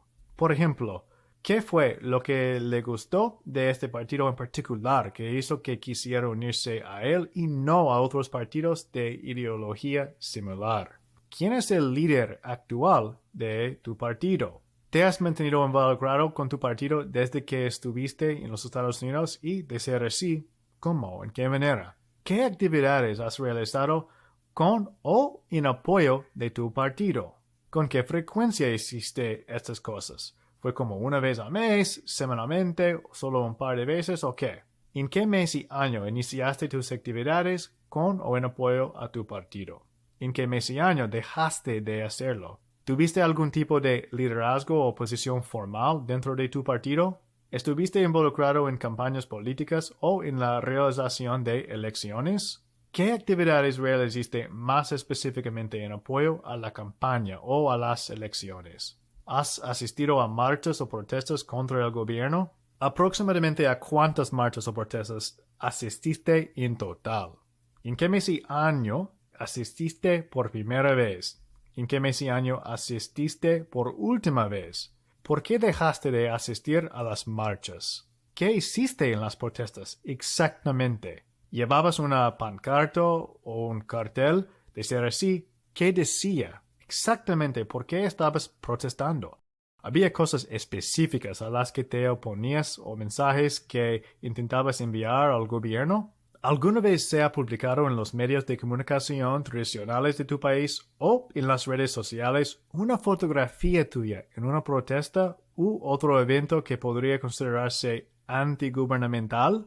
¿Tienes fotos que puedes mostrarme de tú participando en protestas o realizando actividades con o en apoyo de tu partido político? ¿Eres un becario Fulbright o alguna vez has trabajado o estado asociado con empresas estadounidenses o el gobierno de los Estados Unidos? Bueno, ¿qué es un becario Fulbright? Una beca que se ofrece para ciertos estudiantes, es muy prestigioso. Y en unos países, cuando alguien sea un becario Fulbright, es algo que indica para ciertos grupos o el gobierno que, bueno, esta persona es un social de los Estados Unidos, está tal vez involucrado en el espionaje y por eso tiene relevancia con un caso de asilo político, porque el gobierno o los grupos piensan, oh, esta persona es un fan de los Estados Unidos, entonces son en contra de nuestro gobierno. Listos. ¿Alguna vez has publicado algo en las redes sociales que pueda considerarse crítico con tu gobierno? Si es así, ¿qué dijiste? ¿Tienes registros de esto que puedes mostrarme? Si regresaras a tu país, ¿cómo sabría la gente del gobierno que tienes opiniones políticas que no se alinean con las del gobierno? En otras palabras, ¿cómo lo sabrían que usted opone al gobierno? ¿Alguna vez las personas a las que temas te insultaron o dijeron algo que indique que consideran que se oponen al gobierno de tu país, como llamarte, bueno, traidor o oposicionista o tal vez usar un término despectivo que se emplea comúnmente en tu país para referirse a la oposición política, por ejemplo, en el contexto venezolano, escuálido, por supuesto? Ok, ¿alguna vez has denunciado o intentado hacer público el despilfarro, el mal uso de fondos o cualquier otro tipo de corrupción gubernamental? Y si es así, ¿qué informaste? ¿Cómo lo informaste? ¿Y a quién? Y importante, ¿recibiste represalias después de denunciar la corrupción? Y, de ser así, ¿de qué manera? Esto es importante porque, bueno, revelar corrupción puede ser visto o puede ser considerado como una manera de expresar una opinión política. Entonces, ¿qué te hace creer que lo que sucedió fue consecuencia de tu denuncia de corrupción? Antes de acudir a las autoridades fuera de su lugar de trabajo, ¿informaste del problema a su cadena de mando? Listos. Entonces, siguiente tema, minorías sexuales, o sea, miembros de la comunidad en inglés LGBTQ. Listos. 300. ¿Cuál es tu orientación o identidad sexual? Por ejemplo, ¿te consideras gay, bisexual o tal vez algo diferente? ¿Tienes una identidad de género que se considera atípica en tu país y, de ser así, cuál es? ¿Cuándo eres niño ¿Qué decía tu familia y los miembros de tu comunidad sobre las minorías sexuales? ¿Te molestaron o acosaron en la escuela o en el vecindario porque no actuaste de la manera que la gente espera que actúe alguien de tu sexo? Si eres religioso, ¿qué enseña tu religión sobre las minorías sexuales? ¿Fue algo en lo que tu familia se centró cuando eres niño? ¿Has sido excluido o rechazado de tu comunidad religiosa por tu orientación sexual o identidad de género? ¿Ha sido difícil conseguir trabajo o tal vez has sido tratado injustamente en el trabajo debido a tu orientación sexual o identidad de género? ¿Alguna vez te has hecho daño o has pensado en hacerte daño a ti mismo debido al acoso y las dificultades que has soportado por tu orientación sexual o identidad de género? ¿Cuándo entendiste por primera vez que eres gay? ¿Le dijiste a alguien la primera vez que te diste cuenta de esto? Si no, ¿por qué no? ¿Cuándo le dijiste a alguien por primera vez sobre tu orientación sexual? ¿Cómo reaccionaron? ¿Conocías a otras personas homosexuales en tu país de origen? Si es así, ¿cómo son tratados? ¿Tu familia sabe que eres gay? Si es así, ¿cuál fue su reacción cuando se enteraron? ¿Alguna vez has estado en una relación del mismo sexo? Si es así, ¿cómo se conocieron? ¿Cuánto tiempo estuvieron juntos? ¿Alguna vez vivieron juntos? ¿Estás actualmente en una relación y si es así, es una relación del mismo sexo? ¿Has tenido intimidad sexual con alguien de tu mismo sexo? ¿Cómo se conocen los homosexuales en tu país? ¿Estuviste involucrado en alguna organización LGBTI en tu país? ¿Estás involucrado en alguna organización LGBTI aquí? Cuando dices que la gente en tu país quieren matar o maltratar a gente como tú, ¿puedes explicar qué quieres decir con gente como tú? ¿Has tenido una relación con una persona gay mientras que estuviste en los Estados Unidos? ¿Cuántas parejas has tenido en los Estados Unidos? ¿Tuviste intimidad romántica con ellos? ¿Tuviste intimidad física con ellos? ¿Vivieron juntos? ¿Vives abiertamente gay mientras estás en los Estados Unidos? ¿Alguna vez has tenido una cuenta en una aplicación de citas como Grindr? ¿Alguna vez has asistido a un desfile del orgullo o a algún evento de LGBT? ¿Tienes alguna foto tuya en un evento del orgullo que puedes mostrarme? ¿Tienes algún mensaje directo de texto o redes sociales que me puedes mostrar de tú comunicándote de una manera coqueta con alguien del mismo sexo? Si pudieras vivir abiertamente como gay en tu país sin temor a ser dañado y sin un estigma social negativo, ¿querrías hacerlo? ¿Quieres casarte algún día con alguien del mismo sexo que tú? Si es así, ¿podrías hacerlo legalmente en tu país? ¿Ser homosexual o tener relaciones homosexuales es un delito penal en tu país? ¿Qué hacen las autoridades de tu país cuando alguien acude a ellos por daños o amenazas en función de su orientación sexual? ¿Las autoridades se lo toman en serio? ¿Conoces personalmente a alguien que haya sido gravemente perjudicado en tu país a causa de su orientación sexual o identidad de género? Bueno, como puede ver, muchas de las preguntas acerca de este tema tienen que ver con convencer al oficial de que usted es, en realidad, gay. No debe de ser así, por supuesto. No es algo que debe de tener que convencer a alguien. Pero en el contexto de asilo hay fraude acerca de esta cuestión. Hay gente que pretenden de ser una minoría sexual porque saben que si ellos son de ciertos países que van a ganar asilo, ¿okay? Si el oficial está convencido de que la persona sea gay. Entonces, sí, es una pena y no debe de ser así, pero en realidad hay que hacer esfuerzos para convencer al oficial de que sí, eres gay. ¿Ok? Entonces tiene que estar listos para cualquier pregunta, incluso tal vez algo que podría ser un poco delicado o un poco ineducado, que simplemente tiene que aceptar y tratar de contestar. ¿Ok? Alright, eso es todo para minorías sexuales. Estamos listos para conversión religiosa. Gracias por todavía estar conmigo. Estás haciendo un súper buen trabajo y seguimos adelante. Naciste en una familia religiosa y de sí, ¿cuál era la religión? Al crecer, ¿Te considerabas partidario de esa fe? Mientras crecías, ¿asistías a los servicios o hacías otras cosas en observancia de tu fe? Si es así, ¿con qué frecuencia hiciste esas cosas y cuándo dejaste de hacerlas? ¿Cuándo comenzó a interesarte una religión diferente a la que se te asociaba o comenzaste a pensar que tu antigua religión podría no ser la fe adecuada para ti? ¿Qué te hizo comenzar a considerar que tu antigua religión podría no ser adecuada para ti? ¿Cuál fue tu proceso de pensamiento? ¿Cómo te interesaste en tu nueva religión? ¿Quién te la presentó? ¿Cuándo conociste la nueva religión? ¿Qué pensaste sobre la nueva religión cuando comenzaste a aprender sobre ella? ¿Qué hizo que te tomaras más en serio la posibilidad de abrazar la nueva religión? ¿Hubo algo en particular que te hizo decidir seguir adelante y abrazar completamente la nueva religión dejando atrás tu antigua religión? Si es así, ¿qué fue y cuándo sucedió? ¿Qué tiene tu nueva religión que encontraste tan convincente para dejar tu antigua religión por ella?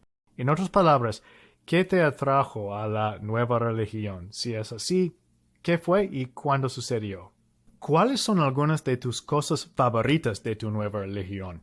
¿Ha habido relaciones clave con personas que te hayan llevado a convertirte en miembro de tu nueva religión o a crecer en tu fe como miembro de ella? Si es así, ¿quiénes son? ¿Cuándo los conociste? ¿Y qué hicieron al respecto? ¿Hay personas que te han visto crecer en tu fe, como estar cerca de ti en los primeros días del proceso de conversión y luego continuar estando cerca recientemente?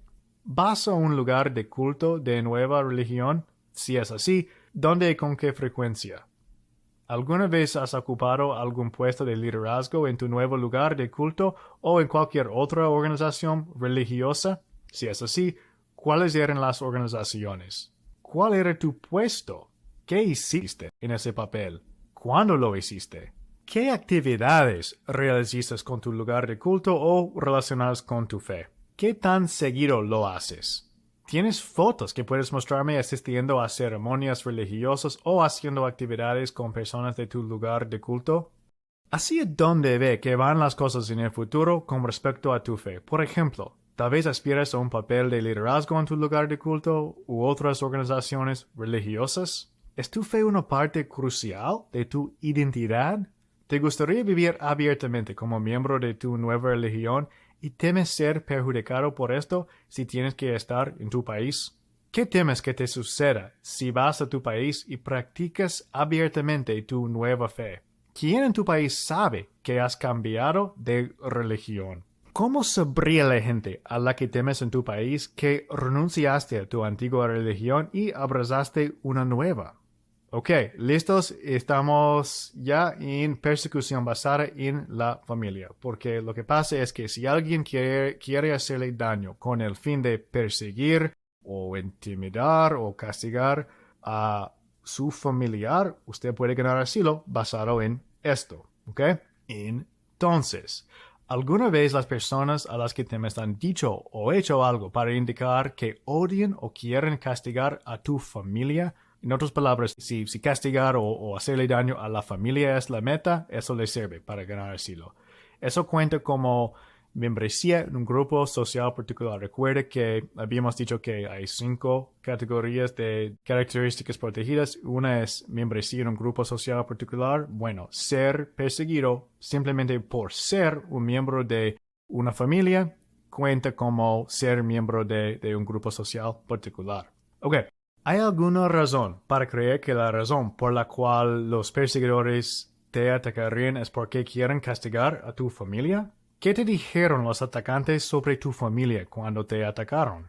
¿Han indicado que una buena manera de castigar a tu padre, cónyuge o hijo sería lastimarte a ti? Bueno, violencia doméstica. Ser una víctima de violencia doméstica también puede contar como membresía en un grupo social particular. Entonces, ¿qué ha hecho tu pareja para hacerte daño? ¿Tu pareja limitó tu movilidad? Por ejemplo, controló a dónde podías ir. Por ejemplo, encerrándote en una habitación o prohibiéndote salir de la casa. ¿Pudiste comunicarte libremente con los demás? Intentaron mantenerte alejado de amigos y familiares. Te obligaron a tener relaciones sexuales cuando no querías. Te dijo que mantuvieras en secreto lo que estaba pasando. ¿Qué adjetivos usaron para describirte? ¿Te llamaron con nombres degradantes? ¿Alguna vez dijeron cosas como tú me perteneces o yo soy tu dueño?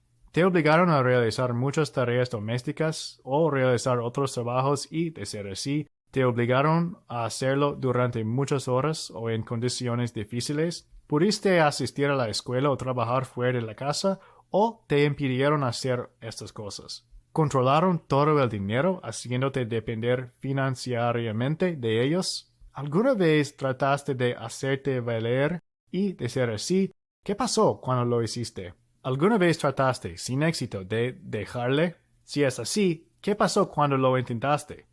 ¿Te encontró y de alguna manera te obligó o te convenció para que volvieras? ¿Se detuvo el abuso una vez que finalmente lograste irte? ¿Han seguido haciendo cosas para hacerte daño o para amenazarte? ¿Crees que te seguirán haciendo daño si regresas a tu país? ¿Qué te hace pensar que te encontraría y te haría daño si te fueras a vivir con otra persona? Bueno, otro tema, mutilación genital femenina. ¿Cuándo sufriste la MGF por sus siglos? ¿Cuántos años tenías cuando pasó eso? ¿Qué recuerdas de ese día? ¿Quién te mutiló? ¿Fue extremadamente doloroso? ¿Tus padres expresaron una opinión a favor o en contra de la MGF en algún momento? ¿Tu cónyuge o tú expresaron una opinión a favor o en contra de la MGF en algún momento? ¿Quién más en tu familia sufrió la MGF? ¿Te sentiste avergonzado o triste después del incidente? ¿Hubo dolor durante mucho tiempo después del incidente? ¿Sigues sufriendo las consecuencias de la MGF hoy en día? ¿Tienes pesadillas o te pone triste o temerosa cuando piensas en lo que pasó? ¿Pudiste tener una vida sexual normal? Por ejemplo, ¿encuentras el sexo doloroso o desagradable debido a lo que has soportado? ¿Has tenido hijos y, de ser así, pudiste dar a luz de forma natural? ¿Qué piensas ahora sobre la MGF? ¿Te opones a ella? ¿Has expresado esta oposición públicamente a miembros de tu familia? ¿Temes que alguien te haga daño si te niegas a permitir que tu hija sea sometida a la MGF? ¿Qué te hace pensar que alguien te hará daño por este motivo?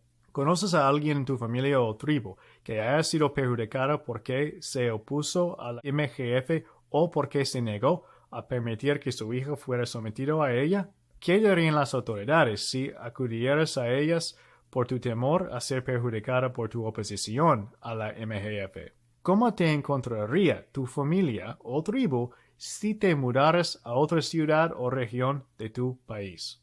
Listos. Último tema, pandillas. O sea, cuando el perseguidor es una pandilla. ¿Qué crees que es lo que hace que la pandilla quiera reclutarte o que puede hacer que quieran hacerte daño? ¿Lamentas el hecho de que la pandilla sea tan poderosa en tu comunidad y la vea como una fuerza negativa en la sociedad? ¿Alguna vez has hablado en contra de la pandilla o la has criticado? ¿Has hecho algo más que les haga verte como un oponente de la pandilla? ¿Te opone a la pandilla por motivos religiosos? Bueno, las últimas preguntas son para establecer si la persona o solicitante de asilo se ve como un oponente de la pandilla y que quiere decir que él tiene posiblemente, por lo menos en los ojos de los perseguidores, una opinión política en contra de las pandillas. En otras palabras, oponer a las pandillas puede servir como una opinión política para propósitos de asilo. ¿Okay? Además, a veces las pandillas hacen daño o tratan de reclutar a las personas y si las personas no quieren ser miembro, ellos matan o dañan a las personas. Si a veces hay un aspecto religioso, si la persona opone a la pandilla por motivos religiosos, podría tener un caso de asilo basado en la religión. ¿Okay? Entonces, te opone a la pandilla por motivos religiosos.